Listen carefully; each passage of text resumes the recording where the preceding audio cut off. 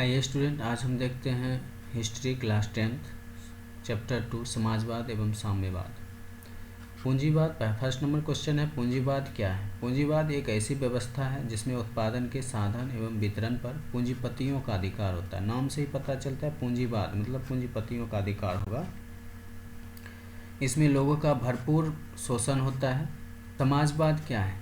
तो समाजवाद ऐसी व्यवस्था है जिसमें उत्पादन के साधन एवं वितरण पर सरकार का अधिकार होगा।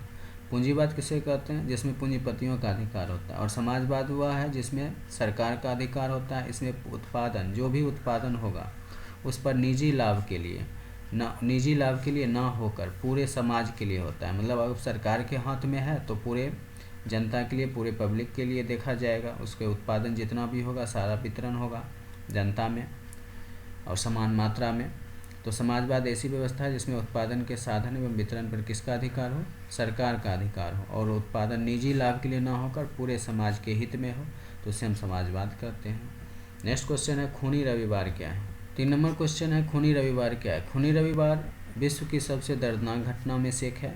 रूस की जनता अपने बीवी बच्चों के साथ वहाँ के सम्राट जार के महल को चारों ओर से घेर लिया था और सभी ने नारा लगाना शुरू किया कि छोटे भगवान मुझे रोटी दो। इस बात को जार और जरीना ने सुना। रूस के जो राजा होते थे उस समय जार कहलाता था और उसकी पत्नी जरीना कहलाती थी।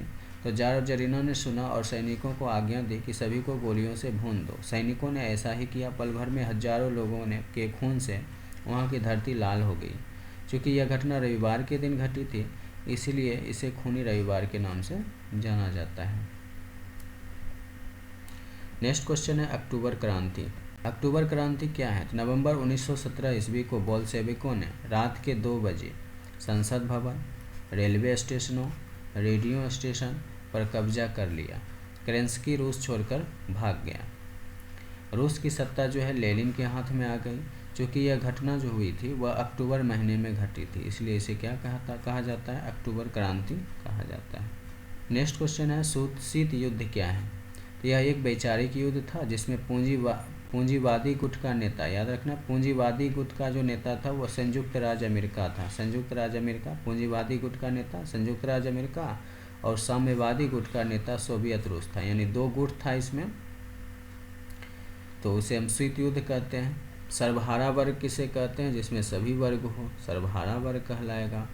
तो ऐसे वर्ग जिसमें किसान, मजदूर, श्रमिक, आम गरीब लोग सभी शामिल हो, उसे क्या कहेंगे? सर्वहारा वर्ग कहते हैं।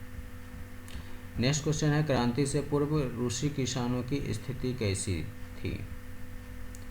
तो ये क्वेश्चन 2 नंबर में पूछा जाता है। रूस में जनसंख्या का अधिक भाग कृषक ही थे, फिर भी उनकी स्थिति अत्यंत दयनीय थी। कृषि दासता समाप्त कर दी गई थी, परंतु किसानों की स्थिति में कोई सुधार नहीं हुआ था। उनके खेत बहुत छोटे छोटे थे जिन पर वे पुराने ढंग से खेती किया करते थे। उनके पास पूंजी का अभाव था। वे करों से यानी कर्ज से दबे हुए थे।